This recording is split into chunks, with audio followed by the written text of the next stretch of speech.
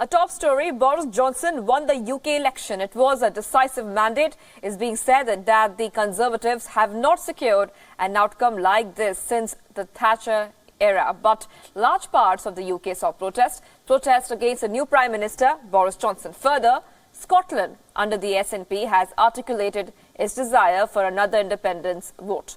A divided nation, even after a decisive mandate. We tell you why.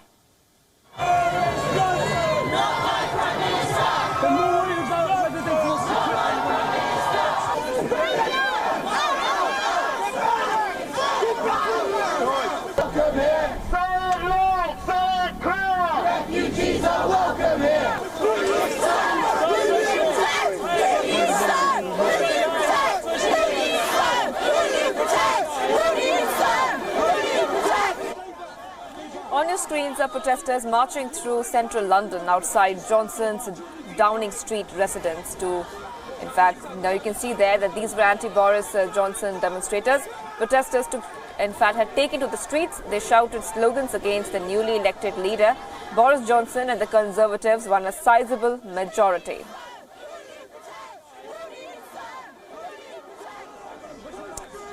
The usual answer we will avoid today now that these were just scattered displays of soreness against a popular mandate. And neither were these protests about grieving Jeremy Corbyn's loss. The Labour Party under Corbyn secured a spectacular defeat. It lost long-held bastions in the Midlands and north of England to the Tories, where the very thought was once considered an sin. Well, let's hear it from some of them. The sexism, the misogyny, the homophobia of Boris Johnson has to go opposed. We can't give this bigot a free run here in this country. I can't believe we've got another 5 years of austerity and like a bigger division between the rich and the poor. I just think it's disgusting. It needs to stop. So I'm here protesting. I've never been to a protest before, so...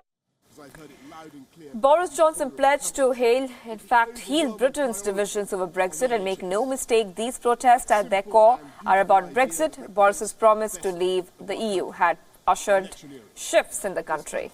A nation trying to separate itself from the Euro bloc, to the pursuit of asserting itself on its own terms, to even redefining the idea of British identity. Brexit, for better or worse, has been the biggest disruptor in Britain since decades.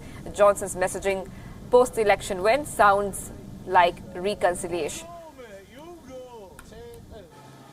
I frankly urge everyone on either side of what are, after 3.5 years, after all, an increasingly arid argument, I urge everyone to find closure and to let the healing begin.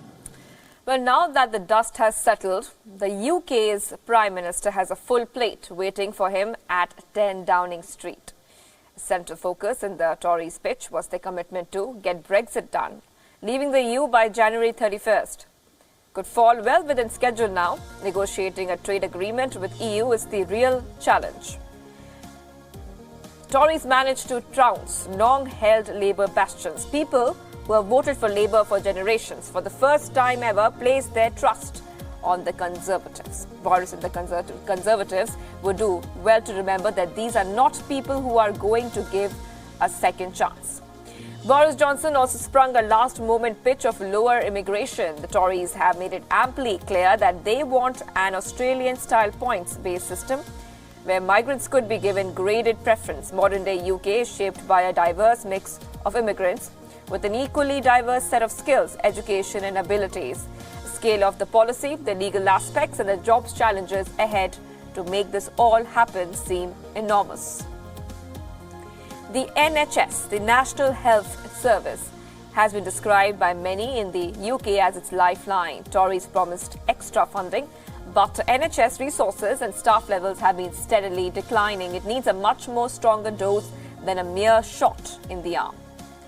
And finally, it can be argued that 2019 was the year when never before seen scrutiny was put on governments to ensure that the nations kept their climate targets. UK has had a poor climate track record. Conservatives had a wafer-thin manifesto in this regard. Plus, The agenda-setting COP26 meet is being hosted by the UK in a year's time. The UK should really work on this with breakneck speed, should it not like to embarrass itself on the world stage.